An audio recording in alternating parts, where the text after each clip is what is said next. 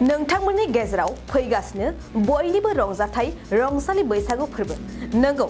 साफ्रोमबोनि गोसोआव नेनानै दं बैसागु फोरबोखौ बरायनो दिनै बे नोजोरजों खुस्राथारि गामि रंजालि बैसागु फोरबो फालिथाय आफादा खुंगा बाथि फोरबोनि थाखाय लाइखुन्थिया गायसनदों खुंफुं आफादनि मासिगिरि सिमांसा स्वर्गियारि आरो गामिनि लाइमोनफोरखौ लानानै लाइखुन्थियाखौ गायसननाय जायो बाक्सा जिल्लानि सालबारि ओनसोलनि सिङाव थानाय खुस्राथारि गामियाव बैसाग दाननि फैगौ 2, 3 आरो 4 खालाराव गासै सानथामनि हाबाफारिजों खुंगा बाथि बैसागु फोरबोखौ गाजा गोमजायै खुंनो बे समनिफ्रायनो लाहार फाहार जागासिनो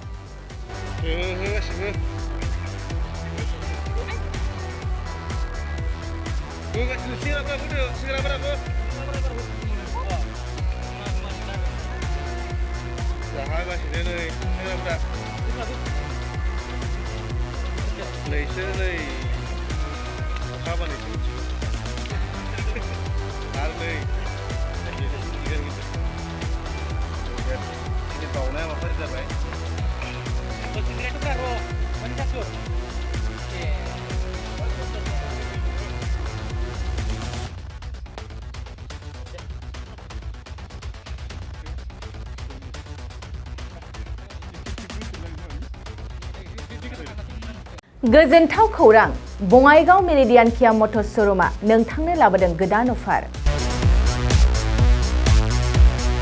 मेरिडियान किया मटर्स श'रुमआव नोंथाङा खम बेसेनावनो किया कम्पानिनि गुबुन गुबुन मडेलनि गोदान गारिखौ लानो हागोन